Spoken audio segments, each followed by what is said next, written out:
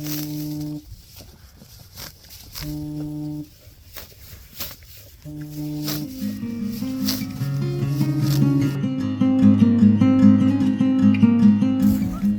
Lou,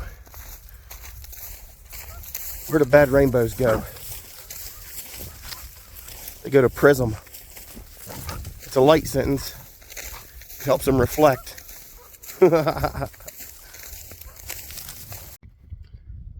Well, folks, in Greg Judy fashion, good afternoon, folks. Howdy, folks. Well, folks, morning, folks.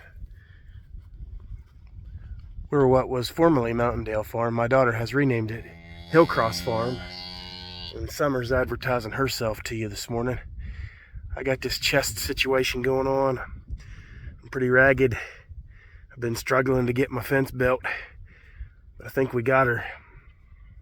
And I hate to have a sacrifice pen, but we've just been day grazing. We put them back in here in the night, and we feed hay in this pen, so I don't know if I'm gonna have to reseed this pen or what, probably, because they got her pretty mucked up. I hate that, but that's just the way it is for me right now. But they're ready to be moved, as you can see. They're ready to go. So we're gonna go get their bellies full. I've got the fence built in this field that I've been telling you about, where we made hay. That hay was made,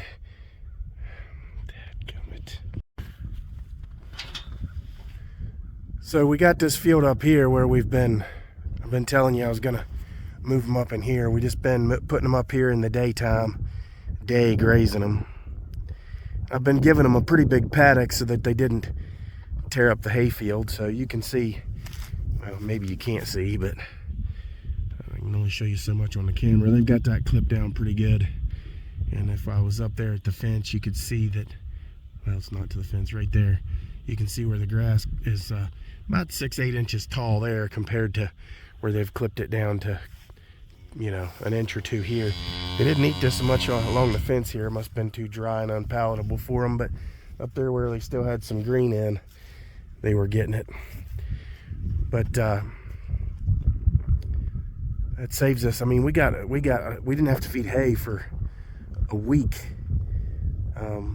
here. So for the 10 cows that 10 cows that we have here, we're only grazing 7 of them here, and we've got some others in different places getting fed out to grow a little bit, and the bull getting special care. But we didn't have to feed hay for a week, so I could calculate a day's wage on that. You know, cost of hay I could spend all day. It didn't take me all day. Even being sick, it didn't take me all day. You say, well, how do you figure how much to give them? Well, I know how much hay we feed a day. You're supposed to calculate a bale a day, but it's really, I don't know, on average about 30 pounds a day. And it's going to depend on the size of the animal. It's not really 30 pounds a day. Sometimes it's 23, sometimes it's 33, but just say it's 30, we'll just, for our sake, say it's 30 pounds a day that they need. So it might be a half a bale a day, might be a bale, but 30 pounds a day. What were the size of my bales? Were they 40-pound bales, 50-pound bales? How heavy were the bales? How much did we bale off of this field? How much was that per acre? What percentage of growth do I think we have now compared to what we had back then? Calculate all that out, and it kind of brings me to a conclusion how much I can give them. But I'm just opening them up into a bigger area because I don't want them to tear things up if it gets warm or rains a bunch. We might be into the cold season now where it's gonna, you know, stay kind of hard and froze, but that's what we do. Yeah, been moving them in and out every day into this sacrifice pen, like I said, and we've got hay down in that building. I can never control my fingers. We got hay down in that little hoop barn down there, and we've got hay in some of these buildings behind me, scattered out where we only have about 6 acres or so that are fenced in, the graze, and everything else. I'm just putting polywire up in this field. My cows are trained pretty well, so we got a good hard charge on that fence. I just put polywire up through the field, and we just make sure we're home. We don't leave to where we're real far away. And now maybe if I get out next to the road, we'll do something a little more aggressive. But they just want to eat. They don't want to leave me. We're best friends, aren't we, ladies? We're best friends. Let's let them out. Come on, girls. It's a Kale. Come on, girls. We got her now. Come on, ladies. Let's go, Summer. Lead the way, girl. Oh, Summer, she's a lead cow. There's 26 making noise, but oh, Summer, she's a lead cow. She's not quite the frame size we want, but she's a good old cow. Look at her. She already knew right away that the fence had been moved, and she had different grass to go eat. Gosh, I love her. That's why she has a job here. She's the boss cow. We're going to be all red and white soon. We'll let these old girls, those 4 black cows, we'll let them have their day here. I mean, old 26, look at her going there. Small stature, and that's all grass fed. She packs her on, boy. And that's her baby right there, Bia. She looks like she's doing a pretty good job. So we want that kind of genetic that packs on the grass, packs on the pounds with the grass. But they knew right away. That fence was right here before. That fence was right here before. You probably can't see it, but the grass is nothing here, and I'm gonna have to bring a ruler or something, and some green stuff, and 5 or 6 inches, 8 inches of stuff up here. And old Summer knew right away that there was fresh stuff for her to eat. Let's go turn the fence on.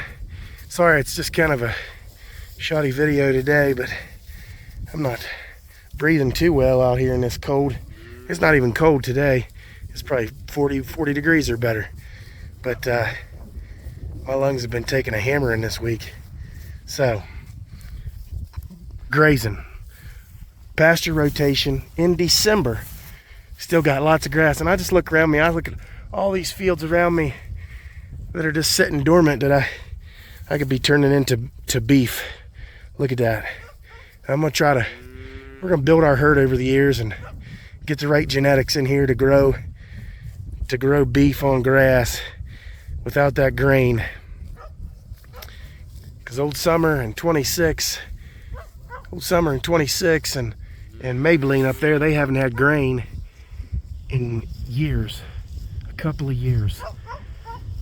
And they're performing wonderfully. They are filled out, they are full.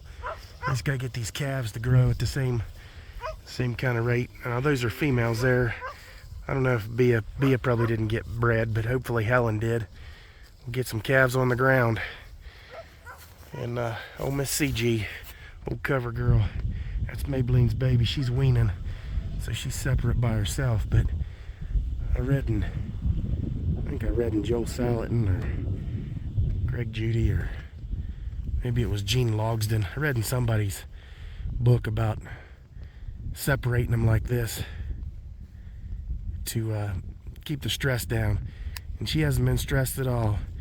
She's got her own grass. We give her own hay. We'll give her a little bit of sweet stuff down there to just kind of help her along as she's weaning.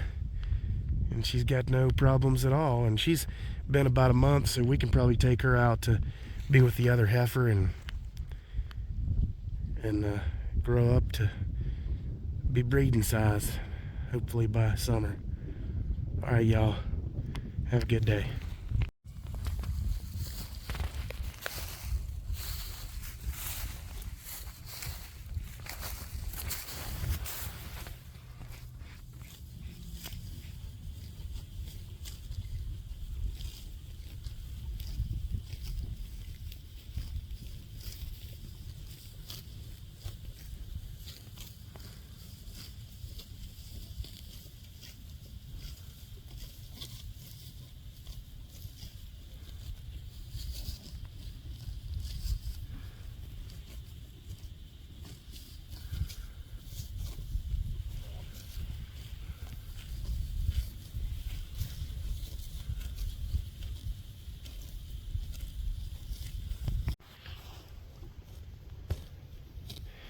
I know this is kind of weird, but it's just amazing how God has designed this world to work. And this is probably a day-old cow patty or whatever. and it's about 48 degrees. Well, that gauge is probably a ways off, so it's probably 43, 45 degrees here. But the flies are all over that. I don't know what success they'll have this time of year. They'll probably freeze this evening, and I don't know. But they're working. I mean, they're working, dude. It's just, I know, it's kind of a weird thing to show you in a video, but if you're watching this video, you're probably looking for that anyway. Like flies on poop, eh? Fantastic. Look at all this green grass in one of our stockpiled bins. Must be this is always a shaded area, so this is probably adapted more to growing in cool, shaded climates. So it's still about half putting on. It looks good. There's a good bit of green grass in here.